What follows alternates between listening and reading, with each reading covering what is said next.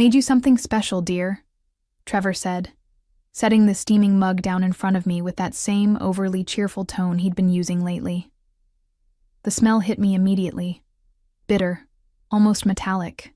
Nothing like the herbal teas I usually drank. "You're so kind," I replied, forcing a smile while my stomach churned with unease. "My name is Dana Wilkes. I'm 43 years old, and I've been married to Trevor for 8 years. We live in a modest 2-story house in Charlotte, North Carolina, where I work as a quality control manager at Sundale Financial. For the past 3 months, our lives had been turned upside down by an unwelcome houseguest, Kenny, Trevor's younger brother, who had moved into our spare room after his latest girlfriend kicked him out. As I stared at the suspicious tea, Kenny slouched into the kitchen wearing nothing but basketball shorts, his usual smirk plastered across his face. At 35, he acted like he was still in college, and he never missed an opportunity to make snide comments about my uptight personality or my boring job. "Morning, Dana," he drawled, grabbing a mug from the cabinet. "Still drinking that fancy health crap, I see." Trevor quickly poured Kenny a cup from the same pot he'd used for mine, his movements slightly hurried. Something about his behavior felt off, but I couldn't quite place what.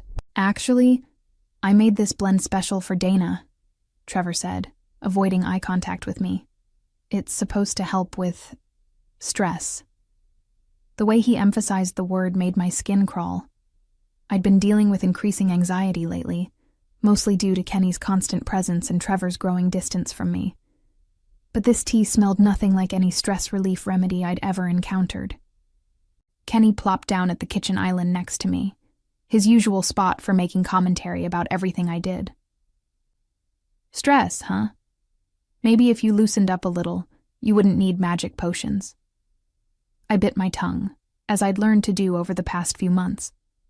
Fighting with Kenny only made Trevor defensive of his brother, and I was tired of being painted as the villain in my own home. As Trevor turned to put the teapot back on the stove, I made a split-second decision.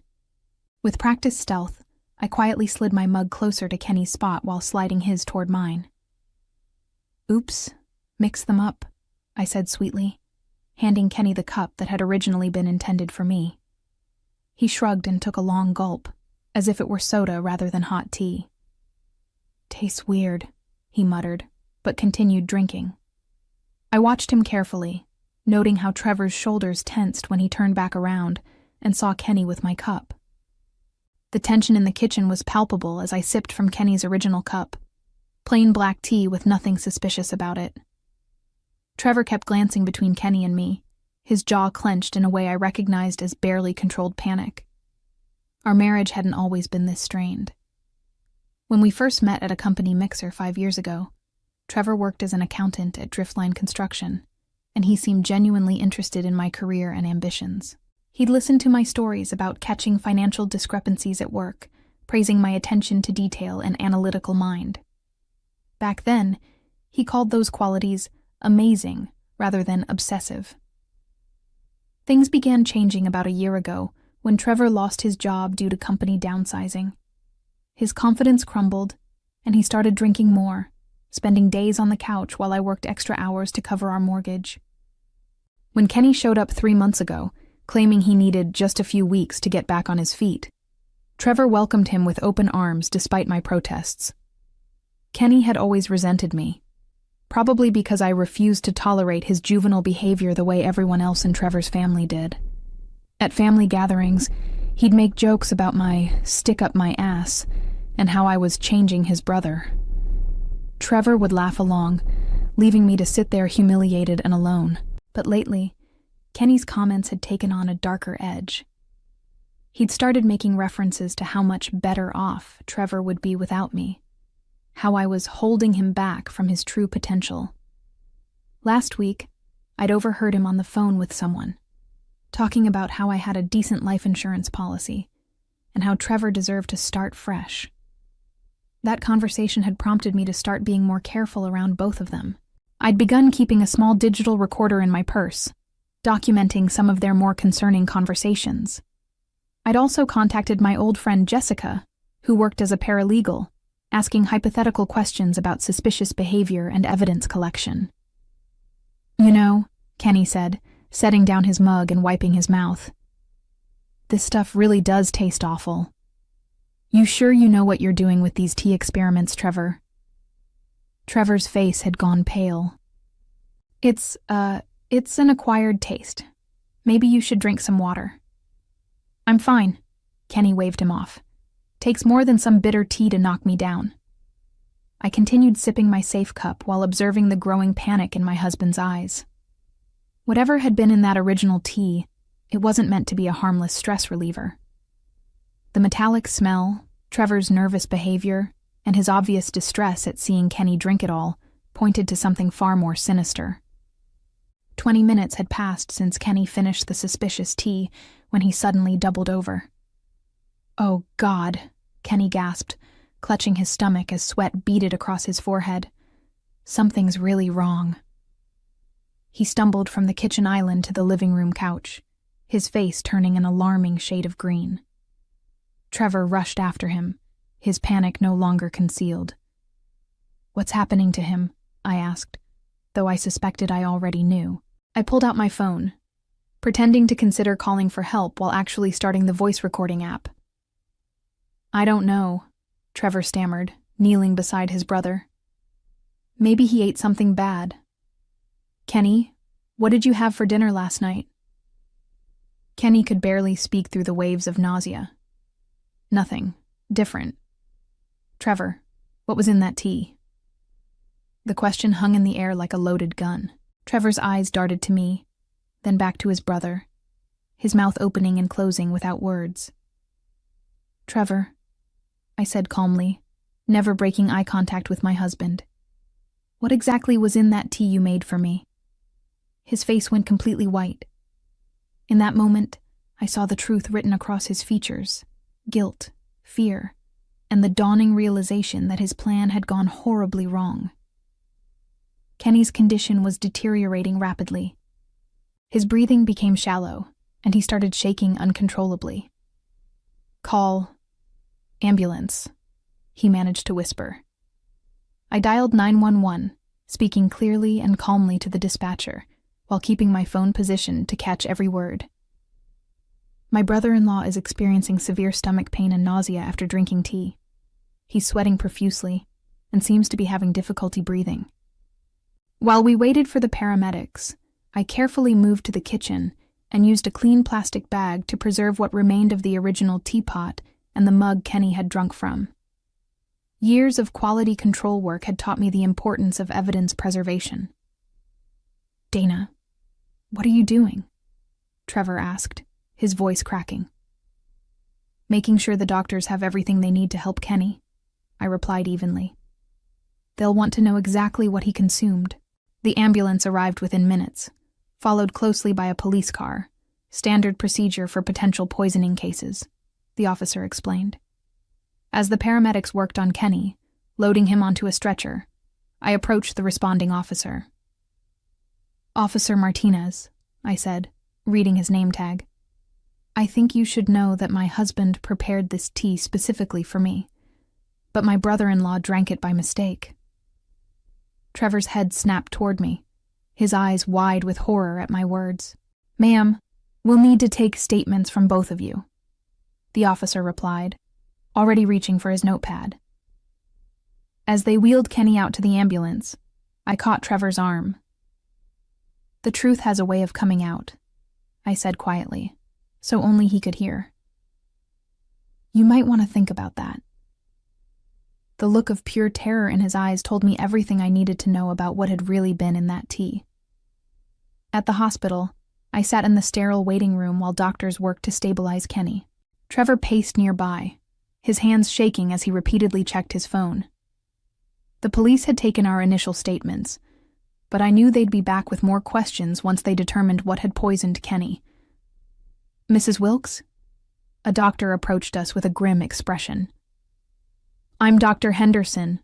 Your brother-in-law is stable for now, but we found concerning levels of antifreeze compounds in his blood." Trevor dropped into a chair like his legs had given out. "Antifreeze, ethylene glycol, was a particularly insidious poison. It initially tasted sweet, which would explain why Kenny had been able to drink the entire cup despite complaining about the bitterness. The bitter metallic smell I'd detected must have been from something Trevor added to mask the antifreeze taste. Antifreeze? I repeated, feigning shock. How could that be possible? Dr. Henderson's expression was serious. This appears to be intentional poisoning. The police will need to investigate your home and any beverages consumed this morning.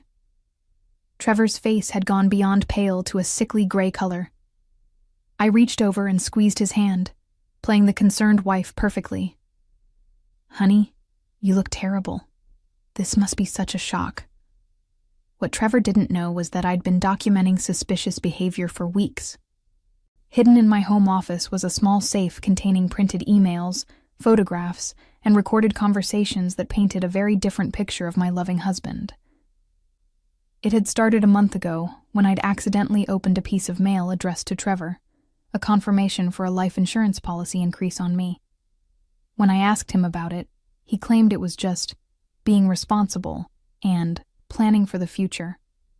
But the timing, combined with Kenny's increasingly hostile comments about my holding Trevor back, had made me suspicious. I'd begun paying closer attention to their conversations, especially the late-night talks they thought I couldn't hear from upstairs. Using a baby monitor app on my phone, I'd recorded several disturbing exchanges where they discussed how my death would solve Trevor's financial problems and free him from our miserable marriage. The most damning recording was from just 3 days ago, when Kenny had joked about how accidents happen all the time, and Trevor had responded that he just needed the right opportunity. They'd laughed about it, as if planning my murder was some kind of twisted bonding activity. Mr. and Mrs. Wilkes? Detective Sarah Cross approached us, introducing herself as the lead investigator. We'll need to search your home and collect any beverages or containers that might be relevant to this case. Of course, I said immediately. We want to help in any way we can. This is just so frightening. The idea that someone could have poisoned Kenny in our own home. Trevor remained silent, staring at the floor. Mr. Wilkes, Detective Cross addressed him directly. I understand you prepared the tea that your brother consumed? Yes, but it wasn't meant for him, Trevor stammered. I made it for Dana, but somehow the cups got mixed up. The detective's eyebrows raised slightly. So you're saying this poison was intended for your wife? I watched Trevor realize his mistake, how his attempt to deflect suspicion had actually made things worse for him. No. I mean, I don't know how the antifreeze got in there. Maybe someone broke into our house, or maybe it was contaminated somehow. His story was falling apart in real time, and we all knew it. Detective Cross took detailed notes while I maintained my shocked and confused expression. Mrs. Wilkes, did you notice anything unusual about the tea when your husband served it to you? Actually, yes, I said thoughtfully. It smelled odd, metallic, not like any tea I'd had before. That's why I was hesitant to drink it. The search of our home yielded exactly what I'd expected it would. Detective Cross and her team found the antifreeze container in Trevor's workshop, with his fingerprints clearly visible on the cap. They also discovered internet search history on his laptop detailing ethylene glycol poisoning symptoms and detection methods. But what they didn't find was the evidence I'd been carefully collecting for weeks. Mrs. Wilkes, would you mind coming to the station to give a more detailed statement? Detective Cross asked as the search concluded. Absolutely. I want to help however I can, I replied, grabbing my purse, the one containing my digital recorder and the key to my office safe. At the police station, I sat across from Detective Cross in a small interview room, my hands folded calmly in my lap. I need to be completely honest with you, I began, my voice trembling just enough to suggest emotional distress. I've been worried about my safety for weeks now. Detective Cross leaned forward, her attention fully focused.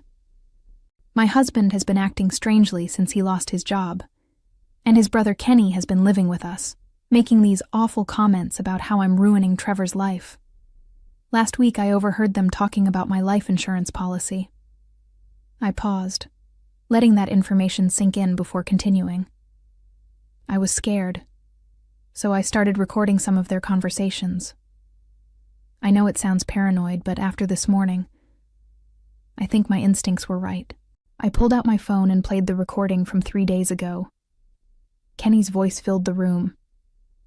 Accidents happen all the time, you know. People drink the wrong things, slip and fall, all kinds of unfortunate events. Trevor's response was even more damning. I just need the right opportunity, something that looks natural. Detective Cross's expression grew increasingly serious as she listened to more recordings. In one, Kenny suggested that my accident should happen soon, because he was tired of living in this depressing house with that uptight witch. In another, Trevor complained about how my controlling nature was preventing him from accessing our joint savings account to pay Kenny's debts. There's more, I said quietly, producing a key from my purse. I've been keeping copies of emails and documents in a safe at home. I was planning to talk to a lawyer next week, but after what happened to Kenny... The detective's eyes widened as I explained about the life insurance policy increase, the suspicious online purchases on Trevor's credit card, and the pattern of escalating verbal abuse that had made me fear for my safety. "Why didn't you come to us sooner?" she asked. "I wasn't sure anyone would believe me," I admitted. Kenny can be very charming when he wants to be, and Trevor had everyone convinced that I was just being paranoid because of work stress. I thought I needed more evidence before I could prove what they were planning. Detective Cross studied me carefully. "Mrs. Wilkes, you realize that if your husband intended to poison you and your brother-in-law drank it instead, that's attempted murder?" "I understand," I said, my voice barely above a whisper. "I just can't believe the man I married could actually try to kill me. But the evidence speaks for itself." What the detective didn't need to know was how carefully I'd orchestrated this entire scenario. How I'd deliberately mentioned Trevor's special tea routine to Kenny the night before, knowing his competitive nature would make him want to try whatever was too good for him. How I'd practiced switching the cups until I could do it seamlessly. Sometimes the best revenge was simply letting someone's own evil plans destroy them. The next several hours unfolded exactly as I'd anticipated. Detective Cross retrieved the evidence from my home safe, including emails between Trevor and Kenny discussing getting rid of the problem and researching undetectable poisons. The digital paper trail was extensive and damning. Trevor was arrested that evening at the hospital, where he'd been maintaining his vigil beside Kenny's bed. Not out of brotherly love, but out of fear that Kenny might wake up and implicate him. The irony wasn't lost on me that his attempt to appear caring had actually made him look more suspicious. "Mrs. Wilkes," Detective Cross called me with an update the following morning. "Your brother-in-law regained consciousness overnight. He's corroborating your account of events and has provided additional information about your husband's plans." It seemed that Kenny, faced with the reality of nearly dying, had decided to save himself by confessing everything. He admitted to pressuring Trevor to do something about me, claiming that my controlling behavior and financial management were preventing Trevor from lending him money for his mounting debts. According to Kenny's statement, they had originally planned to make my death look like an accident. But Trevor had grown impatient when I started questioning the increased life insurance policy. The antifreeze poisoning was meant to appear like I'd accidentally consumed contaminated tea, a tragic mishap that would leave Trevor a grieving widower with a substantial insurance payout. "There's something else," Detective Cross continued. "We found additional evidence in your husband's workshop. It appears this wasn't his first attempt to harm you." My blood ran cold despite knowing I should be safe now. "What do you mean?" "We found evidence that he'd been adding small amounts of prescription sleep medication to your coffee for weeks. Not enough to seriously harm you, but enough to make you appear more forgetful and unstable. He was building a case for you being mentally incompetent." The revelation explained so much. My recent struggles with memory, the fatigue I'd attributed to stress, the way Trevor had started pointing out my mistakes to friends and family. He'd been systematically undermining my credibility while slowly poisoning me. We believe he was planning to escalate gradually until he could claim you'd accidentally overdosed on your own medication, the detective explained. The antifreeze was likely plan B when the slow poisoning wasn't working fast enough. I sat in stunned silence, processing the full scope of Trevor's betrayal. Not only had he planned to murder me, but he'd been mentally and physically abusing me for months in preparation. Mrs. Wilkes, I want you to know that your quick thinking and evidence collection may have saved your life, Detective Cross said. Without those recordings and documents, we might not have been able to prove premeditation. After hanging up, I sat in my kitchen, the same kitchen where Trevor had tried to poison me less than 24 hours ago, and felt a strange mixture of vindication and sadness. I'd outsmarted him, protected myself, and ensured that justice would be served. But I'd also lost the man I'd thought I loved, discovered that my marriage had been a lie, and learned that someone I'd trusted implicitly had been slowly killing me. The house felt different now, quieter, and somehow cleaner without Trevor and Kenny's toxic presence. For the first time in months, I could breathe freely in my own home. My phone buzzed with a text from Jessica, my paralegal friend. Saw the news. Are you okay? Do you need anything? I smiled as I typed back, I'm safe now, and I think I'm going to be just fine. 6 months later, I stood outside the courthouse steps, breathing in the crisp autumn air of Charlotte. The trial had concluded with Trevor receiving a sentence of 25 years for attempted murder, and Kenny getting 5 years as an accessory. Justice had been served, but my real revenge was just beginning. During the trial, every detail of their plan had been exposed to public scrutiny. The media had dubbed it the anti-freeze murder plot, and the story had spread throughout our community and beyond. Trevor's reputation was permanently destroyed. His family had disowned him, and he'd lost everything: his freedom, his marriage, and any hope of the insurance money he'd killed for. But the most satisfying part of my revenge wasn't his imprisonment. It was watching him realize, piece by piece, how thoroughly I'd outmaneuvered him. The prosecution had presented my evidence methodically. The recordings that proved premeditation, the digital trail showing his research into poisons, and the documentation of his previous attempts to slowly poison me with sleep medication. Trevor's defense attorney had tried to paint me as a manipulative wife who'd driven him to desperation. But the evidence spoke louder than any character assassination. What truly devastated Trevor, though, was learning how long I'd been aware of his plans.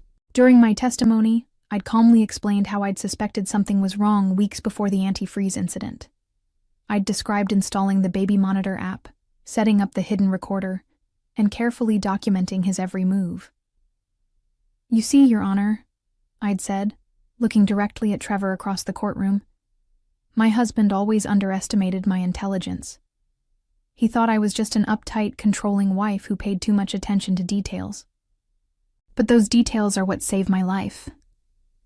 The look of absolute defeat in Trevor's eyes when he realized I'd been 3 steps ahead of him the entire time was worth every sleepless night I'd spent gathering evidence.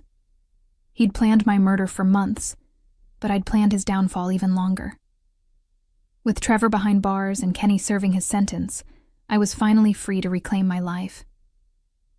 The first thing I did was sell our house. The place held too many dark memories, and I wanted a fresh start. I used the proceeds to buy a small cottage on the outskirts of Charlotte, complete with a garden where I could grow my own herbs for tea. The irony wasn't lost on me.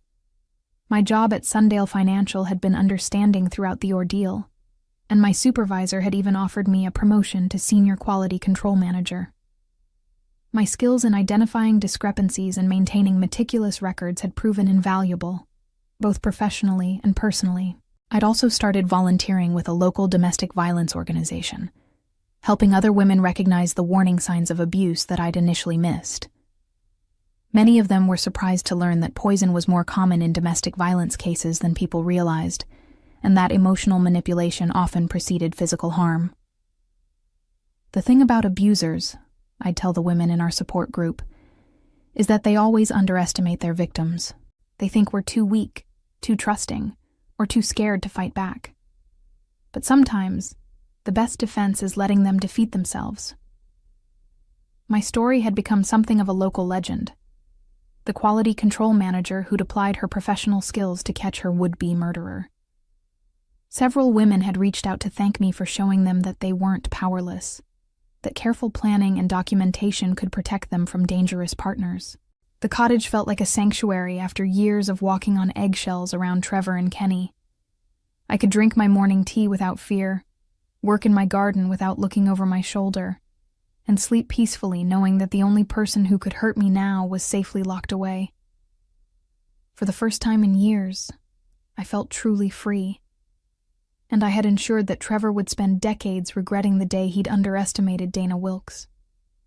As I tend to my herb garden now, brewing my own safe blends each morning, I often reflect on how my methodical nature, the very trait Trevor found so insufferable, became the weapon that destroyed his evil plans and secured my freedom.